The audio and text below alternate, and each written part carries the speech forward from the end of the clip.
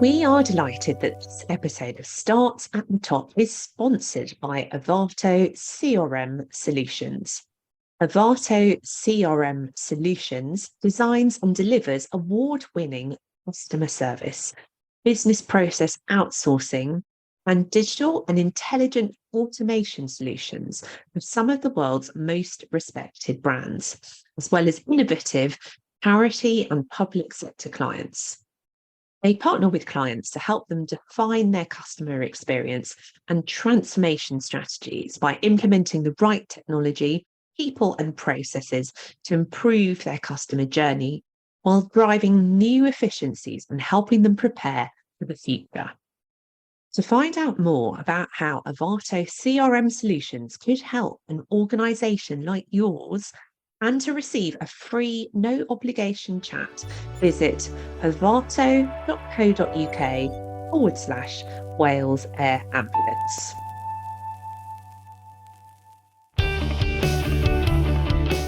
I realised that my experience of midlife and perimenopause was actually not uncommon. And as soon as I noticed that, I thought, well, why not write about it? I'll put it all in one place, but I'll do it in a soft, easy to read, memoir style.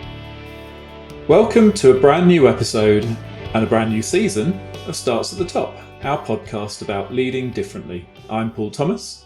And I'm Zoe Amma. Our podcast exists to help leaders and their teams understand what they need to do differently today to prepare for the world of tomorrow. We started Starts at the Top as a podcast about digital disruption, but we soon realised that leaders were telling us about something more important and urgent, about how traditional ways of leading had changed forever. So we've made it our mission to speak to leaders who are carving out new ways of leading, and we cover topics from emerging tech to inclusion, from remote work to mental health and climate change. Basically, all the subjects that leaders today need to be knowledgeable about, so no biggie there then. Our podcast isn't about shiny corporate case studies. It's about lessons learned and progress made the hard way, and crucially, how that can inspire others. We want this podcast to span across sectors and industries. The world can often seem very fragmented, and we believe that lessons can be shared and learned, whether you're leading a small charity, a FTSE 100 multinational business, or a local government think tank. We're all in this together. So with that grand podcast-free introduction now complete, let's tell you a bit more about today's episode with Lorraine Candy. Lorraine is an award-winning journalist and host of the podcast Postcards from Midlife, which has had millions and millions of downloads. With the insight gained from years of interviewing the top midlife experts and celebrities as well on their experiences, Lorraine really is one of the go-to voices for a generation of women who are seeking information and guidance. Our conversation with Lorraine kicks off a run of 4 episodes focused on women in leadership. Over the next few weeks, we have interviews lined up with some amazing women, and we can't wait to share them with you. And later in the season, we'll be covering topics such as AI, climate change, political influence and activism, and much, much more. And actually, it's political activism and influence that I thought we could discuss briefly today before we introduce the conversation with Lorraine. And that was around the ongoing sort of saga of, we're in a big election year, aren't we? Over this side of the pond and over that side of the pond and over that side of the pond, there's a big discussion going on at the moment about, is it going to be Biden? Is it going to be Trump? Feels so like last time around again. And the interesting thing within all of that was a discussion I was having outside a pub in London with a friend of mine about how Taylor Swift was going to play a big, an influential part in this. And I just thought it was an interesting thing to discuss, the role of people outside of the normal places that we look to for leadership, politicians, leaders in that respect. That there is a sort of a whole new range of influence coming in. And I think reading between the lines and looking at the article that we'll share in the show notes, Taylor Swift isn't going to decide the outcome of the US election, but what she will be able to do is motivate a huge amount of numbers, people, fans of hers, into actually going and voting and having their say. So I just thought it was interesting that sort of that influence coming in from other areas. The other example we discussed yesterday briefly the role that Jurgen Klopp plays is in news a lot in the last couple of weeks. His role as a leader within the community of Liverpool. It really cannot be sniffed at. It is to the level of a politician. The people of Liverpool have so much trust in him as a figure, as somebody who cares about their city and about their football club. But it's that sort of idea that it's coming from all different channels. Yeah, absolutely. So I think this is another angle on the question, is it, about what does a leader look like now? What does influence look like now in an election year? And there was a piece that I wrote for Third Set last week about the amount of elections that are going on across the world. So I think it's 4 billion people going to the polls, as I recall, in more than 40 countries. So it's a really historic year in the number of elections, the number of people that are voting. And where it comes back to Taylor Swift is that's going to be really important in mobilising the youth vote and turnout from young voters. So that's where I think younger influencers such as Swift could really make a difference. But you're right. I think with iconic figures such as Taylor Swift, there's something about how, and also Jurgen Klopp as well, there's something about how people have a lot of trust and confidence in people in those positions, and the way that they probably don't for a lot of mainstream politicians, because the whole game of politics has sort of changed so much. So I do think there is something really interesting, and I'm sure we will be exploring it as we go through this year, around elections and how to prepare for them, and also the role that all of this is going to occupy in organisational conversations about politics too. Yeah, totally. Yeah, I think it's going to be a really interesting area, and as you say, we have got people lined up to speak to later in the season to find out their views on all of this, and a couple of open spots. So Taylor, if you're listening, Jurgen, if you're listening, and you fancy coming on and sharing things, well, look, Jurgen's out of a job come the summer, so he's going to have plenty of time on his hands. So he's more than welcome to come on. And I'd always, welcome a chat with Taylor Swift if she can fit us in. So would I. So now for our conversation with Lorraine Candy. And a big thank you to Lorraine for taking the time out of her schedule to come onto the podcast. I just wanted to say before we fully introduce Lorraine, that as the male half of this duo, I really recommend that all men listening to this podcast go out and get a copy of What's Wrong With Me. When it came through the door, I opened it up and my wife said, "Oh, that's on my reading list." So, I've handed it over to her now. I learned a huge amount from reading it about women in general, and also what might be going on in my own life and our own lives here. But I learned a huge amount from reading it. And whilst there'll always be more to learn, Lorraine's book is a really accessible entry point for men to learn about the menopause. And it's also a book that should be in every leader's toolkit. Well, I really enjoyed reading it as well. I totally echo what you said. And I also felt this book came along at just the right moment in my life to read it. Lorraine described so brilliantly the huge tumultuous shifts that happen in midlife and how to deal with them. So I think it's an essential read. Yeah, funny, and in places very, very fraught. The chapters on her kids leaving the nest were actually harrowing. I'm not looking forward to that at all. But anyway, looking forward to that. Not at all. But anyway, now for our conversation with Lorraine.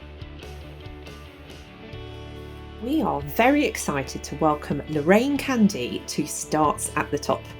Lorraine Candy is a mother of 4 and an award-winning journalist.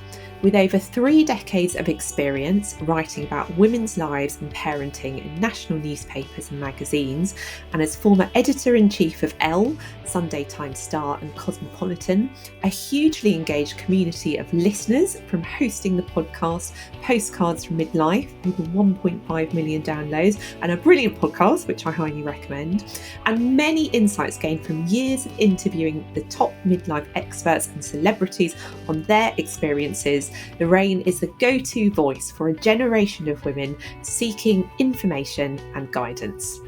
She is the Sunday Times best-selling author of Mum, What's Wrong With You? 101 Things Only Mothers of Teenage Girls Know, which I really need to read as the mother of an 11-year-old. And we're here today to talk about her wonderful new book, the paperback launch of her latest book, What's Wrong With Me? 101 Things Midlife Women Need to Know, which Paul and I read recently and absolutely loved. Lorraine, we are so excited you're here. Thank you for coming on Starts at the Top. Thank you so much for having me. I think we didn't update the bio. We're nearly 5 million downloads on our podcast, so it's a really big community now. Oh, congratulations. Yeah, That's I know, super exciting. Can't quite believe it. That's amazing. Well done. Super. So, can you tell our listeners about your latest book, What's Wrong With Me? Can you tell them what it's about and what compelled you to write it? Well, I started writing it sort of 4 or 5 years ago, just after I'd finished my parenting book, because I realised that I had quite a large Generation X community around me because of the magazines I'd edited, because I'd edited Cosmo at the peak of its success, because I'd edited Elle, and, I'd written a column in a national newspaper. So I had this community and we all seemed to be going through a fairly similar thing. And I was talking about it with my friends, and I was writing a lot of health journalism at the time in national newspapers. And I realised that my experience of midlife and perimenopause was not uncommon. What I was going through, which I thought was extraordinary and ridiculous, and I thought I had a brain tumour or something quite seriously wrong with me, was actually not uncommon according to the science and the health, the medicine around it. And as soon as I noticed that, I thought, well, why not write about it? Because I feel, I communicate a lot with my community on social media, and I thought I should just put it all in one place. I'll research all this information. I've got ultimate access to all these leaders, to all these experts, to all these medics. I'll put it all in one place, but I'll do it in a soft, easy to read, memoir-y style, so that women aren't terrified, because I don't think you should be terrifying women, particularly now as women come into this stage of their lives. It's a perfectly normal thing to go through. We all experience it in a different way. But if you've got all the information, then it's a bit easier. So I thought, let's put a book together on women's experience of midlife, the good and the bad, and this huge transitional phase, what you're going through mentally and physically. Feels like a very revolutionary and exciting act, doesn't it, to have a book like this? Because one of the things that occurred to me as I was reading it over the Christmas holidays was, gosh, I wish I could have been prepared for all of this. Why isn't this something that younger women get told about? Well, why isn't, there's a lot of things that women aren't told about.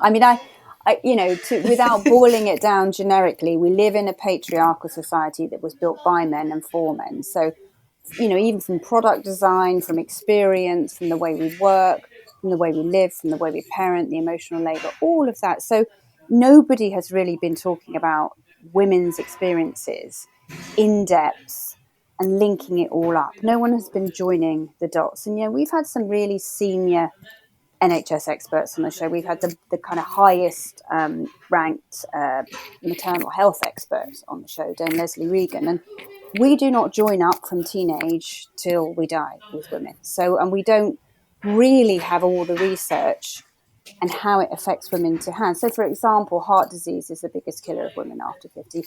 That was a revelation to me. I had absolutely no idea. And I come from a family with a huge history of heart disease. So all the work, though, all the research, and this is one a leading cardiologist told me this, is on men. And men have a very different physiology around their heart. So something that kills more women at a particular stage of life, all the work has been done on men. So there are so many examples of this. And I'm not a scientist. I'm not a data scientist either. So I just started to find all of this out and thought, I've got to put all the details so that women ask the right questions, so they get the right information. So in some ways it is revolutionary, but in some ways I'm just sort of rolling my eyes and saying, well, it's like running shoes, isn't it? They were designed for men, and men have got completely different shaped feet from women. And it's that kind of eye-rolling, here we go again feeling around it. Yeah, absolutely. And I found what was really exciting about the book. I mean, obviously, there's that whole sense of realizing the way society is so orientated around men, including the experience of aging.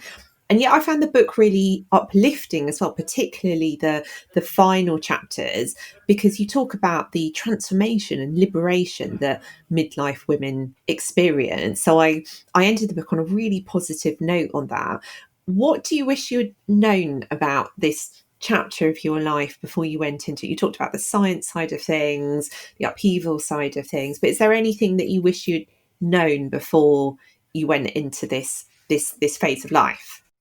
Yes, I wish I'd known the medical side of it and all that was available to me to change my life, because I was very lucky. Hormone replacement therapy changed my life overnight. It was just extraordinary, brought me back into the room again. And many women will tell you that. And as we know, there's a huge amount of misinformation around it. But what I didn't know is that you in any period of transition, you're in a sort of void. You're between one place and the next. And you need to stop in that void, feel all the feelings in the void. You need to deal with all the retrospective feelings that come forward. You need to look at where you are and who you want to be. And you get a very stark realization that you've got less left than you've had. So you want to really take stock. And I wish I'd known that this moment was coming, because I wouldn't have continued in kind of perhaps the same. I think it's probably particular to Gen X, this kind of relentless movement, moving forward, slightly ambitious, what next feeling. I wish I'd known it was coming, because I would have known to take the moment and to have known I wasn't alone in wanting to take that moment, and that I needed to, and that, the next step is very important, but also really can be quite amazing. All the women I interviewed who were sort of 60 plus for the book told, even though they'd gone through really heartbreaking things, told extraordinary stories of finding themselves, being confident in themselves, having this new renewed energy and this real thought process of I can be and do what I want to do now, regardless of their background and their financial. It was a really living in the moment. And I wish I'd known all that was coming and was a possibility, because I wasted time trying to sort out the menopause and perimenopause. And I wasted time with a mindset I'd had before, which didn't serve me now. Absolutely. And I love your description there of the void, and also just that value in the transition where the work happens and the growth happens. And sometimes you look back on these things, I think, whether whatever kind of life transition you're going through, and you think, actually, that was really hard, but I learned a lot. Is that something you felt as All you life went is through that change. transition? And I think you get to this stage of life and you think, this change will be constant. It will be all day, every day. So I'm going to sit with it and just be in it, rather than thinking, when this is done, I can sort that out. Or if this is done, I will be happier. Really just the hopefulness and keeping the hope and being optimistic and upbeat is what sort of moves you forward. But living in the present is really necessary, I think, as you age. So I think that's the main thing I learned, that, everything will change. No one day will be the same, because something will happen in that day, particularly at this stage of life when you've got teenagers, elderly parents. You might be changing jobs. It's the highest divorce rate for women after the age of 45. It's also the highest suicide rate for women after the age of 45. So much is happening. There is no point forward planning and trying to have a kind of logical goal set, goal driven. You've really got to live in the moment and deal with the change and accept that there will be change every day. So, with that in mind, how do you think that employers and leaders could better support women in midlife? Well, we Trish Halpin and I, who we co-host a podcast called Postcards from Midlife. So we've done, and the magazines I didn't edit, she edited. So she edited Marie Claire Red in style. So between us, we've edited all those magazines. We know women of this generation. We know the women going through midlife now. So we go into lots of big corporations and talk to them about how to empower their female workforce over the age of 40. Some women go into menopause, perimenopause a bit earlier. But what we've learned is it's really about whoever is responsible for your kind of occupational health, your personnel, knowing the facts and knowing the resources. So the big myths around HRT, that it'll give you breast cancer, not true. So once somebody knows all the details, and we always refer to Dr. Louise Newson, who's kind of the pioneer in researching that. And a lot of the facts around HRT are based on a very misleading, now debunked American survey. So you need your teams to know all of the facts. It's not about turning the heating down or having fans on desks. That's hardly any women get hot flashes. So it really isn't about that, or having different uniforms. Particularly in the NHS, which is a massive employer of women. It's about believing women who say, these are some of the things I'm going through at the moment, which is making it a little difficult for me to do my work. How can I resolve them so I can be better at what I do, or more efficient or happier in my role? So it's about your teams who are there to make people well at work and happy at work, knowing all the facts. And I'm afraid they just don't know all the facts at the moment. So they need to get with all the resources. They need to know about all the books. They need to know about the latest research. They need to have GPs who are modern, who've done the training. So that, I think, would make a really big change. And I don't want this to portray women at this stage of life as being weaker or worse at their jobs, or not as good at their jobs as men. Because men go through they go through a quite tumultuous midlife stage themselves. It's both got physical and mental aspects to it too. So we're all going through something. Because women at this stage as well are often have a lot more time, so they can spend a lot more time being more efficient at work. They're very, very experienced. Many get this surge of energy and confidence after they've worked out how to deal with menopause and perimenopause. So they're incredibly valuable, and their training is really valuable to the workforce. So if leaders know what's going on, and the people responsible for that need to talk up as well as down. So often in many places at the top level, it will be mostly men. But it will be men whose wives, if we're talking about this time and this present moment, whose wives may well be going through, whose partners, daughters may be going through this as well. So it does for everybody to know all the information, really. I think that's the main thing, for everyone to know the information and the new information, and the NHS guidelines, which have always said HRT is the first line of treatment for menopause and perimenopause symptoms. That just hasn't been known. There's been so much misinformation. And, the symptoms Absolutely. can be anything from tinnitus to dizziness to suicidal ideation. So it's serious. So when someone's talking about that, then you need to be able to help them get help for that. Absolutely. It feels like such a key responsibility of leaders, and also the workplace and the systems of supporting people like HR to really be on top of all of this. Because as your book outlines, it's there's so much happening, and there is a lot to get on top of, isn't there? There is a lot of resource and information that's always been out there, though, but it's just been neglected. People have not been interested in this area of medical science or this area of medical support. So it's making them interested in that. You don't want women to come out of the workplace at a time when they're particularly well skilled, particularly, in medical areas. I had colleagues in the NHS during COVID who found the PPE, it was all designed for men anyway because it's too big, but also found it unbearable because of some of the symptoms they were going through. And you don't want to lose those women. That's just a little tweak of things that can be done. So it's really important everyone knows the facts of what's going on, and that every woman will have a slightly different experience. But we don't want to scaremonger. We want to just say, this is the next stage of life. There are some things you should know about. Our teams know about it. We can help you through it. We will have women who've been through it who can talk to you about it. There's plenty of resources. There's about 10 books out on it at the moment as well.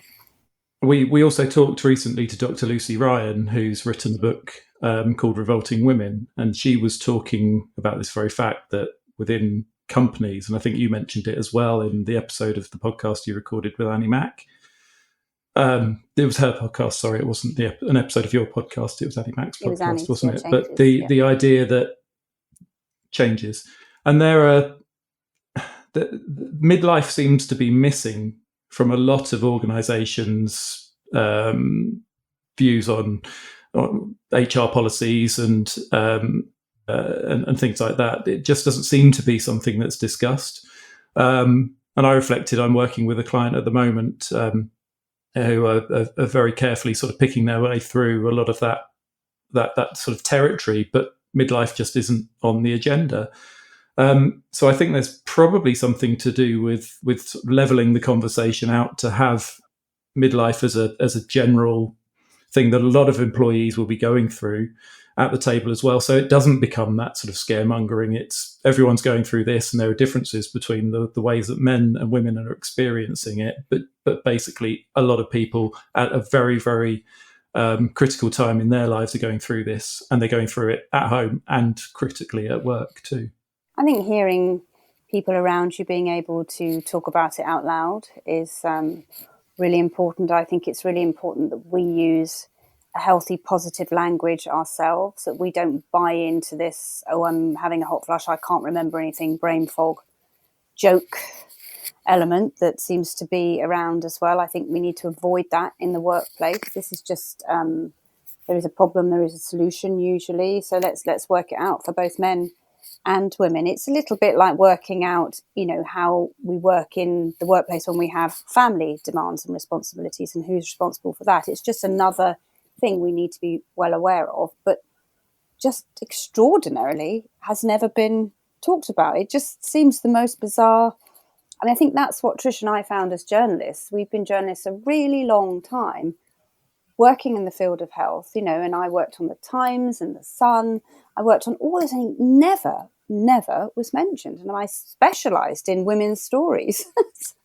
It's just so extraordinary. It was just completely ignored for so many years. And it has taken women like Davina McCall talking about it, Lorraine Kelly. It's taken people with massive reach who've been through it talking about it to really get it home to people.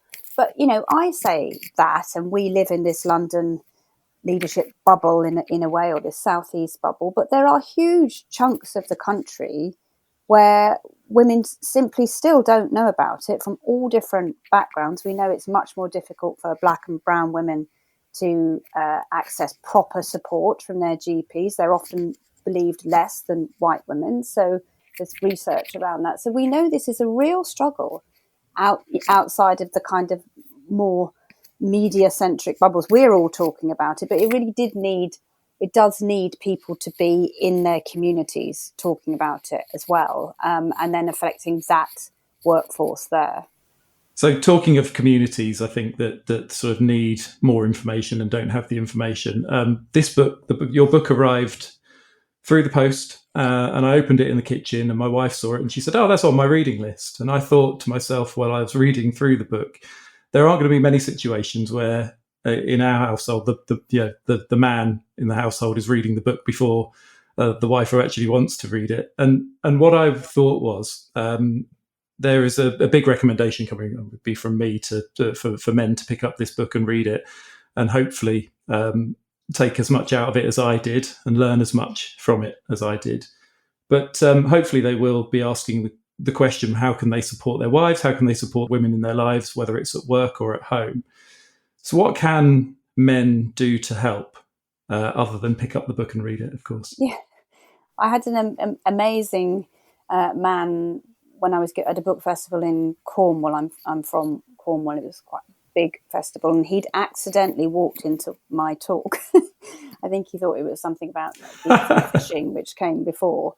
And he stayed all the way through, and then he came and he had 5 books. He said, "Oh my God, this is it. This is what's happening. I had no idea what was going on at home." I bought 5 books because I think my sister's going through it as well, and I'm going to pass on the knowledge. So what men can do is listen. This is not about fixing. So we're not saying to male leaders or male partners, "You've got to fix us." We're saying, "Can you listen to us?" Which is a difficult skill for men. And I don't say that off the top of my head. I say that having researched that for my book on parenting teenagers, actually, when I was looking at dads and daughters. It's really hard for dads to listen without trying to fix it.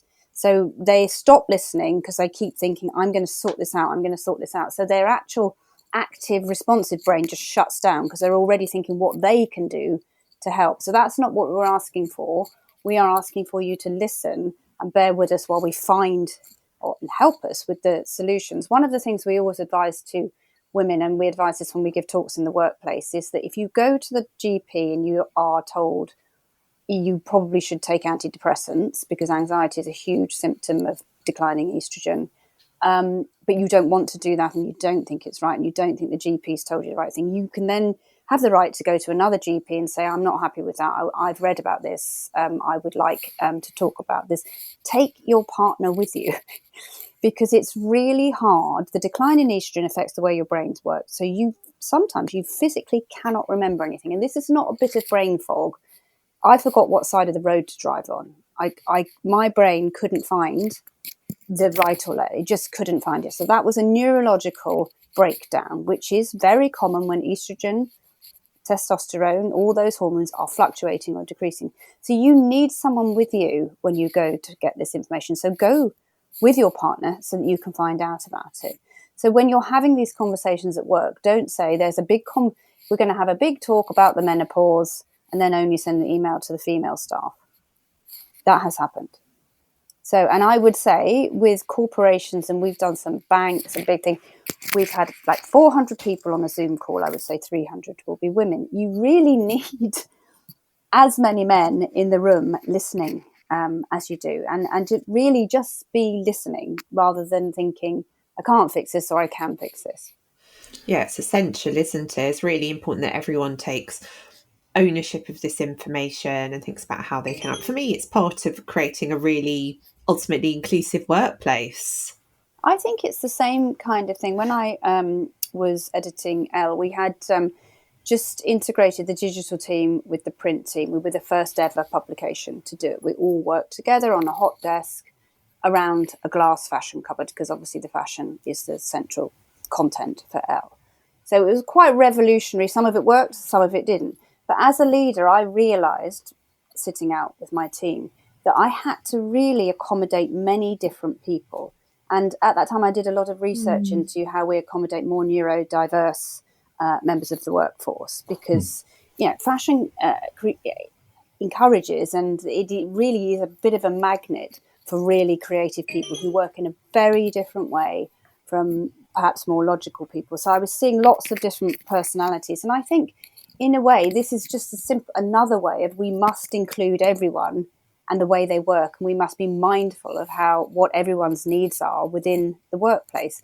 We don't have to bend over backwards and change everything, because we've still got to deliver. But under the banner of still delivering for the business, how can we get the most out of our employees by being mindful of the way they work? And many of them work in different ways. For example, I had an employee that just simply could not come in on time. And I just thought, well, I don't really want to fire her for not being able to come in on time. There's something clearly going wrong. And we looked into how it was working, what was working. And actually, she was much more effective coming in at 11 instead of 9:30. It was a very simple switch. Didn't really affect me, didn't affect the business. We had a look at how it would work. So it's that kind of, that's a very tiny, probably inconsequential example, but it's that kind of thinking. If you've got an 80% female workforce, you really need an HR team that knows absolutely everything about the menopause and perimenopause to work with them. Absolutely, yeah. We would highly recommend this book to any HR professionals listening today. We know we've got some of those amongst our I think also listenership. Dr. Louise Newson's book and Davina's book. And there is a book called The Hormone Doctor, which is a really brilliant book about how you can work with midlife if you can't take HR. Fantastic. I'll have to put those on my reading list as well. Thank you.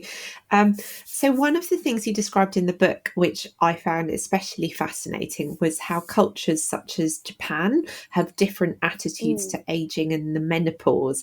Can you tell us more about this and what we could learn from it?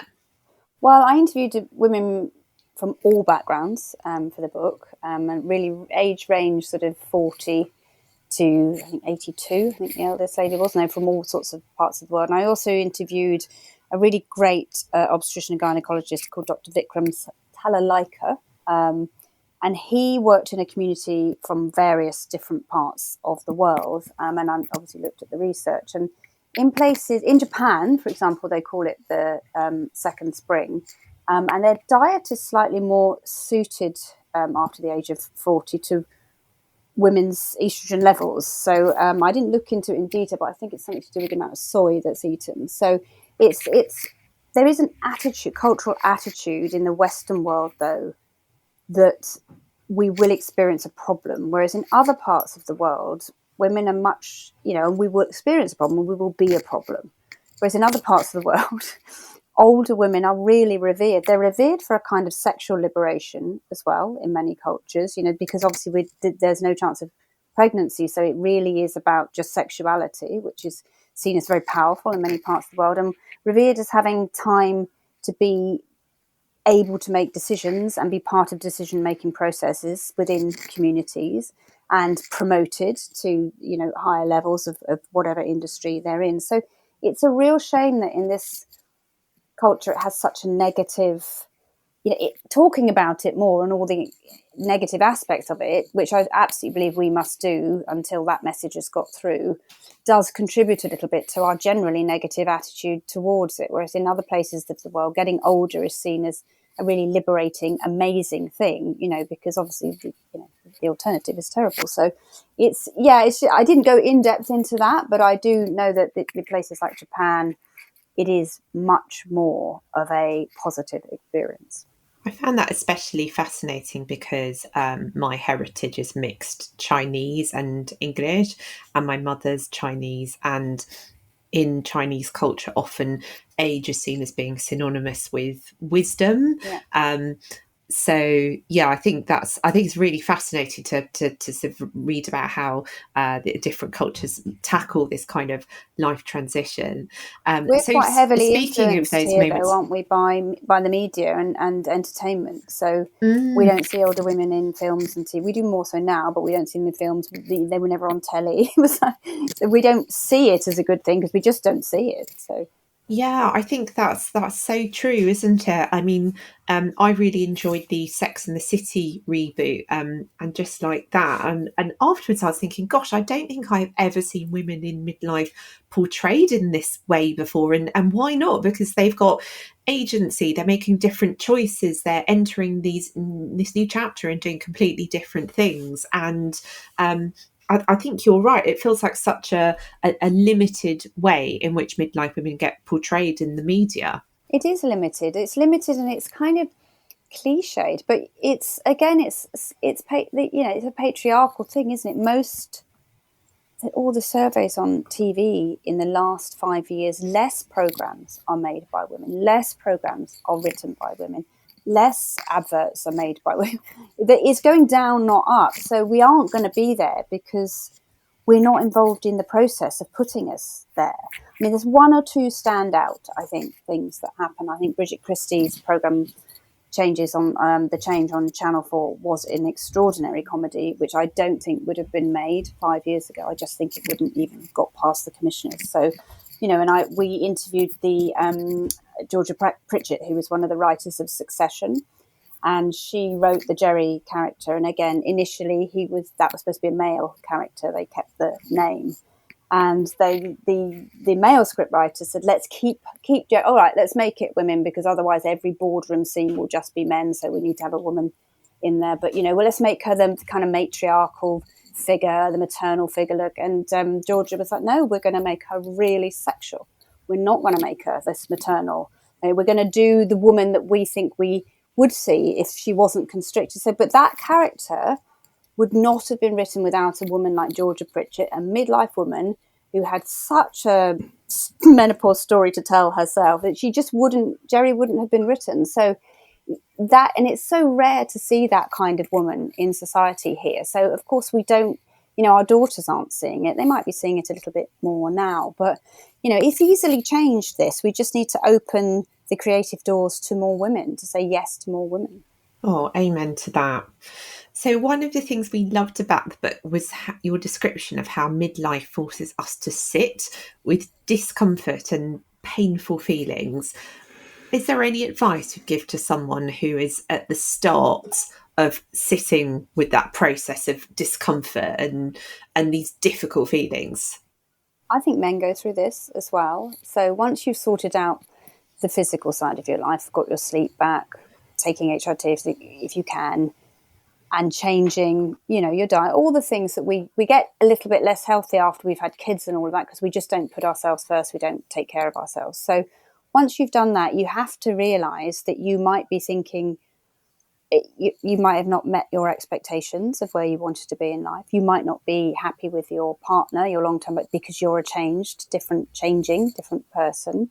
So there is that divorce and all of that happens to women at this stage of life. And I think what I was told by Julia Samuel, who's an amazing therapist who's written several books around therapy with families, within families, and how it works and how we change as we age, is that there is this place called the void.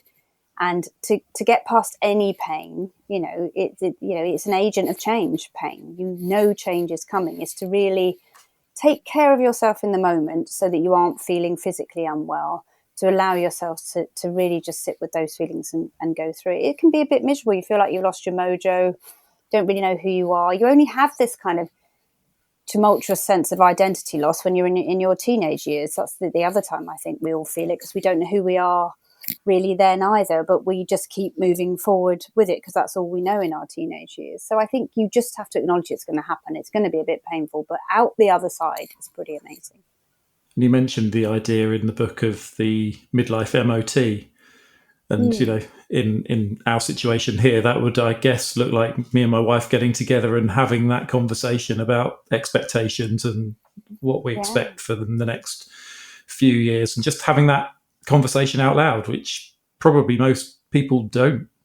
I think I wrote, when I came back from work after my fourth baby, I wrote a piece for one of the papers, I think it was The Guardian, about a contract. We don't ever sit down together with our partners that we have children with and say, who exactly is going to do what? How is our day going to go?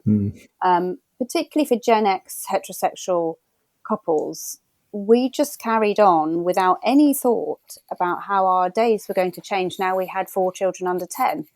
And I just picked up the stuff that I needed to pick up while I was working full time. I changed my working schedule at work. I went into work with a contract saying, right, I'm finishing at 5 o'clock. We're going to change the printing schedule of the magazine. We're going to have every other Friday off, but I'm still going to meet these goals. We're going to review it every 3 months. I didn't do that at home. And I always advise people to do that. And I think when you hit midlife, you've got to sit down and think, right, okay, is this what I really want to do? Why do I feel this way?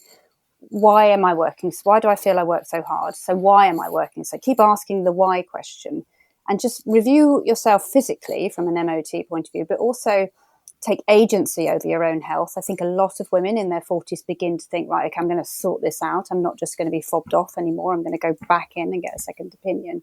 But also to think, is this the place I want to live? Is this the way I want to live? Is this how I want to interact with my teenage children or my children who've left home? It's really about being quite specific about it and thinking it through. Do you think you would have changed anything about the latter stages of your magazine career, knowing what you know now? Do you think anything would have changed? You would have done anything differently? Or yes, I no think regrets? I wouldn't have been so hard on myself. I was, getting up at I think because my perimenopause was a bit extreme, and I had such severe brain fog and I was so depressed.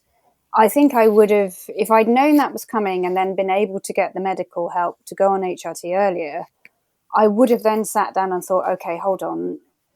Some of the things that I've done, I do not need to get up at 5 o'clock to make sure I get through this list.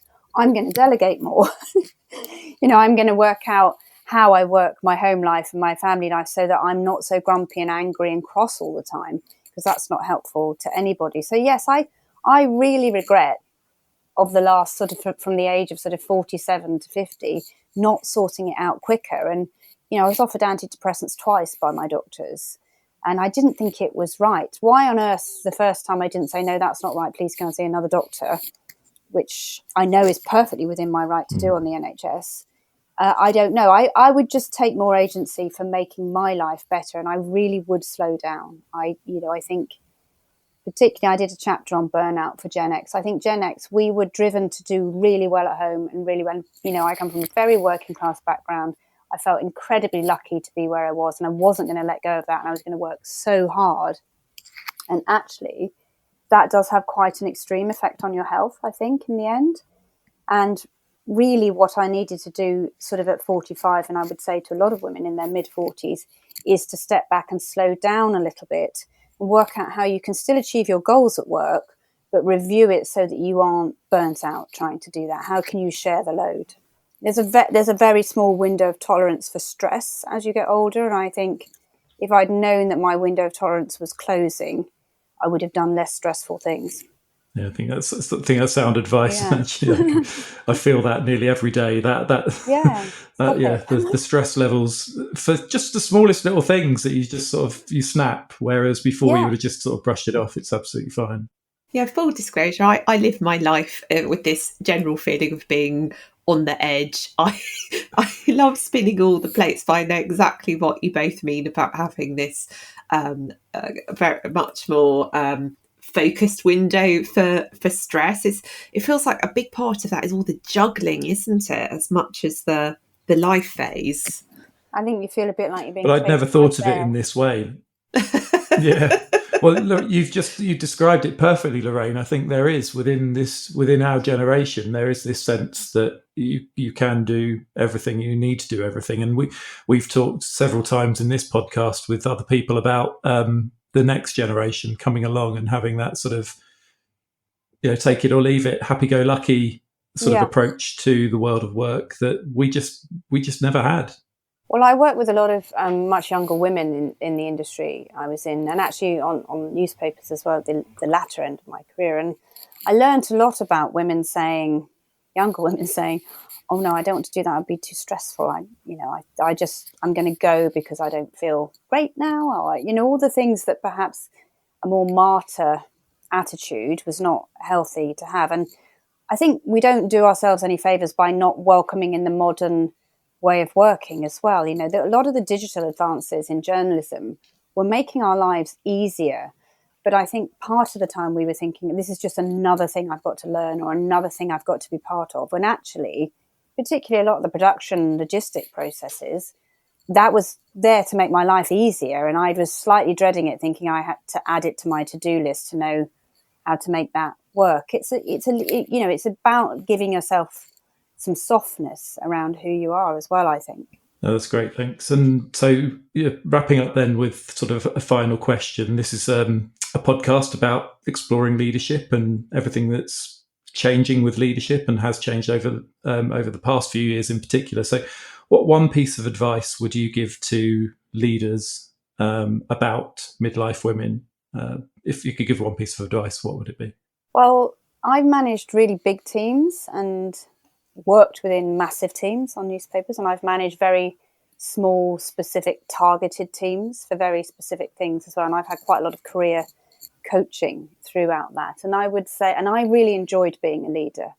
It was one of the perks of my job. I felt incredibly privileged. But I would say you really have to work out how your style affects other people and where you are within that. And in order to do that, you need to learn to listen.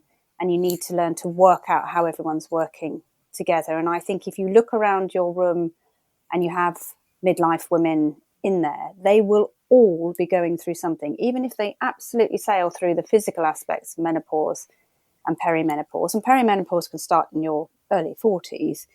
There will be huge pressures at home that you perhaps aren't aware of. I mean, we are all dealing with elderly parents. We are all dealing with children. I totally underestimated how empty nest, and when my two eldest left home, I completely underestimated how that was going to affect me. It was absolutely devastating. I just thought I'd sail through that. So there is a lot going on. So you need to recognize that within your workforce and bring the wellness, I hate to use that word wellness because I hate it, into the workplace, I think, because you will have a much stronger workforce if you do that. And if you understand what's going on, and it's not making women weaker, it's about making anyone at work's life better. That's what we should all be doing as leaders. So it's, you have to dump that negative attitude towards it and think, how am I going to make it easier for my brilliant women to perform better at work? Because women are absolutely amazing in the workforce.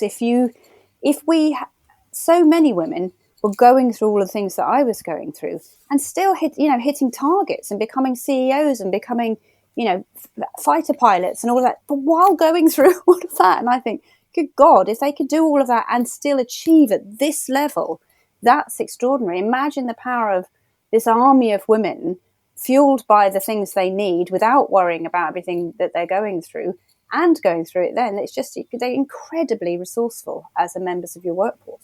Absolutely. I mean, just imagine what could happen with the right tools, the right support, the right understanding from from leaders. Wow, I think midlife women could be even more unstoppable. They are quite. They can do a lot. Also, they do get this slight don't give a shit attitude, which I think is really helpful in the workforce. They have a kind of, I'm going to make this happen, and I am not worried about what you think about me. I'm just going to get it done in the most efficient way possible and the kindest way possible. They really aren't going to listen to all the stuff around them. 100%. Yeah, I'm definitely seeing that amongst my peer group. What an amazing, inspiring note to end on. Thank you so much, Lorraine. We love this book. We highly recommend it to everyone listening to this podcast. Is there anything you want to say about the paperback launch before we wrap up? No, I think I changed the title slightly on the paperback. It's, instead of 101 Things, it says from unraveling to reinvention, because I do think what we lost when we didn't put it on the first book is that it is a reinvention, and it is an incredibly powerful and positive time of life. And I just want to make sure all women know that, and that they're not alone. I think that's the main thing. A lot of women felt alone, but I would hope that your generation, Zoe, and younger millennials coming through won't feel alone now, because there's so much information out there. Thank you, Lorraine. Yeah, absolutely. Absolutely. And reinvention, I think I may have to write that on a post-it and put it above my desk and it to be my watchword through this phase of my life. Thank you so much for coming on Start to the Top. We really appreciate it. Thank you for having me. Thank you for coming on. And my wife could now have this copy of the book and she can Good luck to her. Once again, thanks to Lorraine for taking time out of her schedule to come onto the podcast. And thank you from me too. We absolutely love the book, and as a long-term fan of Lorraine and her writing, it was such a pleasure to talk to her. We really do appreciate that you've listened all the way to the end of the episode. Thank you so much. As always, you can support the podcast by leaving us a 5-star review wherever you listen to us. It really does help us reach more people. Apple now are highlighting recent reviews to people, so if you leave a review today, it's going to do us an enormous benefit, so thank you. So if you've enjoyed what you've heard, do share us with a friend. Thank you so much for listening today, and we will see you in a couple of weeks with a brand new episode of Start at the Top with a very exciting guest. We'll see you then, and bye for now. See you soon.